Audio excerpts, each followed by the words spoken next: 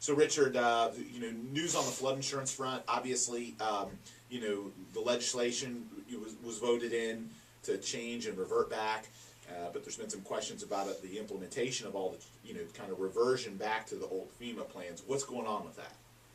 Well, we finally have some movement there, and I'm happy that for those of you that listen regularly, I feel like I've kind of been the Grinch, always coming in here with bad news on the flood insurance, and this is going to happen and that's going to happen. But we finally have some things going on in the other direction, in a positive direction. Starting May 1st, the first section of changes is going to be implemented, and this is going to be for older, what they call pre-firm houses. These are basically houses that were built before the floodplains were designated. So if you have a house in South St. Petersburg, South Tampa, that was built in the 40s, 50s, 60s, around that time frame, this is going to apply to you. And basically what they're going to do is they're going to roll back the rates to what they were previously. So that way, you're not facing, an increase in rates from $1,000 a year to $9,000 a year.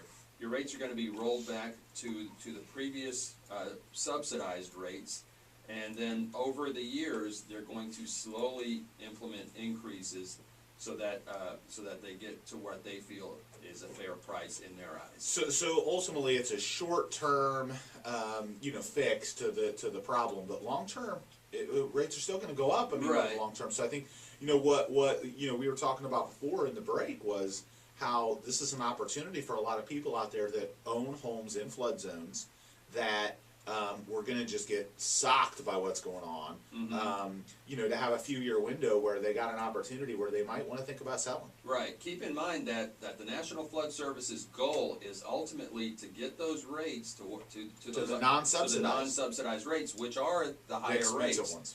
And if you're in again, a pre-firm home, which are those older homes, and many of those homes were built below the floodplain, you may want to take a look at it and consider if this is an opportunity for you to change neighborhoods or and to get out of the flood zone, to sell the home before the ramifications of those huge increases happen. Because I'll tell you, we saw it. The last 6 months before these changes, if you were in a flood zone or a flood neighborhood, you were just, we were getting hammered.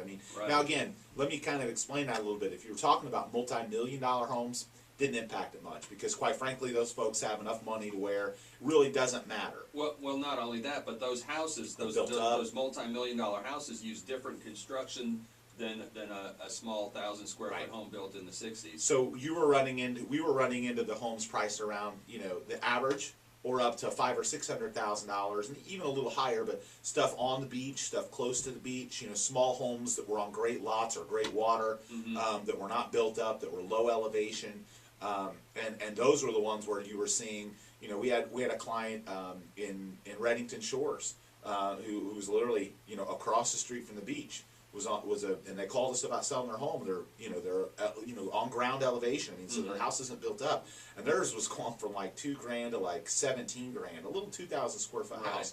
And those are people right now that really need to count their blessings and say, man, I got out unscathed on this, except for maybe a little bit of a period where they were paying higher, but it's going to revert back. But they need to think about the next couple of years and getting a house on the market while value is still there, while there's demand, while the market's healthy, and while those rates aren't astronomically high. So, because as soon as those rates go up, buyers are going to be spooked too. They're going to be like, I don't want to buy that thing, Right. But you can get away with it for the next few years. Yeah, exactly. And keep in mind that you also had another house in Reddington Beach that was a $1.7 million house. And even throughout all throughout the big waters, it was $300, $400. It was super cheap because of the way it was built. Yeah. So again, some of that is going to depend on what's going on with the construction, what they put into the house, whether it's built up, what kind of materials. But nonetheless, if you're living in a home on a single floodplain property, and you're close to an area, you're going to have some issues, and I think it's important, if you're a home seller out there in one of those situations where you found out, hey, look, your flood insurance just got dramatically dropped, and it would have impacted you, or you were even thinking about selling, you might, think about, you really think more seriously about it, because it's going to impact you down the line, and why put yourself in that position? Plan for it now. Right. Take advantage of what we have right now. And there's a lot of customers that you and I have both dealt with over the last 6 months who put their houses on the market, and then when they came to us, found out that it was $6,000-7,000 in flood insurance, who have taken their house off the market. Right. It's time for them to come back on and reconsider and say, let's make and this I think happen. it's the same thing. It's time for the home buyer. There's been a lot of home buyers out there sitting on the fences, saying, I don't want to get into the market. I don't want to buy yet because of the flood insurance. They were thinking about buying something on the water, or they were thinking about buying something not on the water, but it's in a neighborhood that you got to deal with it. And they've been sitting on the sidelines waiting for what's going on. And ultimately that's some of what's happened with our market over the last 6 months, where it's softened, not much of it, but a little bit of it. And there's a lot of those people out there, that were kind of sitting on the fence, that need to jump off the fence, because there's just like you said, eventually they want to bring these rates back up. Eventually, so yes. The sooner you get in, the better. Right. And Robert, you had some clients this week, having some challenges and questions about flood insurance. Well, I mean, just to show you the inventory that's on the market because of the flood insurance issue. I mean, I met with some sellers yesterday, some potential sellers in Bel Air, and to only have one home in the past year on the water in Bel Air, in Pinellas, that has sold is just unbelievable. And there's 5 or 6 homes on the market, and I told them, I mean, at this point, that means there's a couple of years worth of inventory. Right. So The you demand. have to price it right. Yeah, absolutely. Well, and that's part of it. So the supply and demand curve got shocked, because you'd have buyers not want to buy and sellers not want to put on the market. So the ones going on the market are the people that are hoping that to find a buyer that really just doesn't get impacted, that isn't impacted, that has enough money that it doesn't matter, or someone that just has to sell. They're relocating, their job's taking them somewhere else. They're in distress, that they just have to sell. So that's the challenge, is that it's caused buyers and sellers not to act. So there's lots of potential real estate consumers out there that want to buy or sell, but this has been holding them back. And I'm hopeful. Obviously, I think you said May 1st is when is kind of the drop date, really, for when everything should start happening, right? Right, and keep in mind, these are the pre-firm houses only so far. We're going to have more changes down the road. Don't know what those are yet. They haven't released them to us, but May 1st is going to be the older pre-firm houses from the 60s or earlier. So certainly those that date hits, and then another date will hit, but eventually it'll roll out of everything right back to the way it was with FEMA, with the lower rates. I think aren't they doing something with, so there's people that have went out and bought, or whose prices went up, that they're getting refunds. Is that part of the plan too? That is part of the law that was signed in by the president. However, hasn't trickled down yet.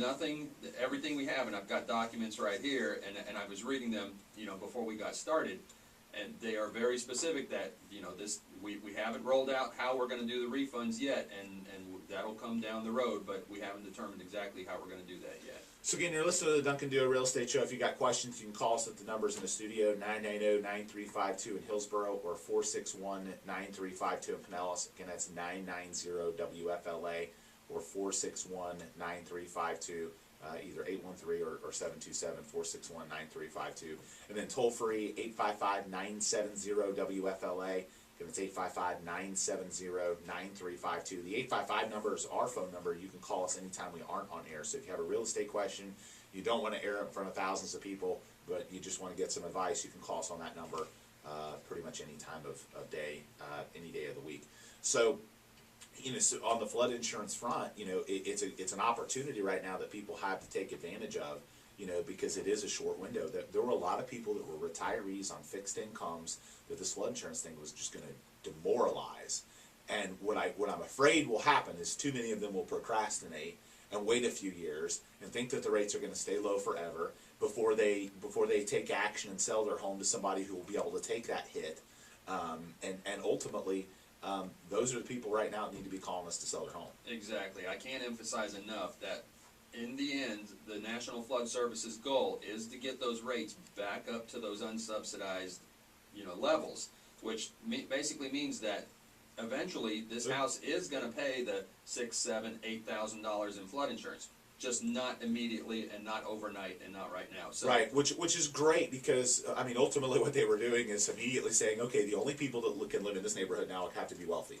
I mean, they were literally. It was rough because it's literally what they were doing. And they But weren't. now at least they weren't they're doing wealthy that. neighborhoods. Right, now they're doing that, but it's just over a period of time at least. Right, exactly. So keep that in mind. If you're on the fence, and everybody loves their house, who's been there a long time, but if you can't afford that $6,000, $7,000, $8,000 insurance, you might want to consider making a move. And as a home seller, just like Robert said with the folks in Bel Air that he met with, you got to be conscious of what's happened with the supply and demand curve for flood insurance properties. There haven't been as many hit the market, and there haven't been as many sell because of what's going on with flood insurance. So that doesn't mean you shouldn't sell it, because the demand is going to come back. And I mean, with real estate sales, it's funny because we're always looking at the past to determine what we do today, which is kind of a backwards way of thinking. You almost want to kind of beat the market to the punch. So the home sellers out there that are sitting on the fence saying, "Oh, let's wait till a few," they need to get on the market now because the demand is going to come back. And if they wait until the demand is back, they missed it.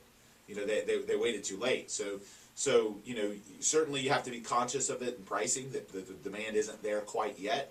But I think we can speculate that it's coming because of these changes and lots of improvement in parts of the market and again with the right marketing. And I think our marketing plan is meant to not just focus on local people, but to use the videos that we do and use the international exposure to get people from all over the world. So we're not just looking to sell to somebody locally who cares about the flood insurance thing. We'd love to sell it to a sheik from the Middle East that has hundreds of millions of oil dollars that can buy whatever he wants.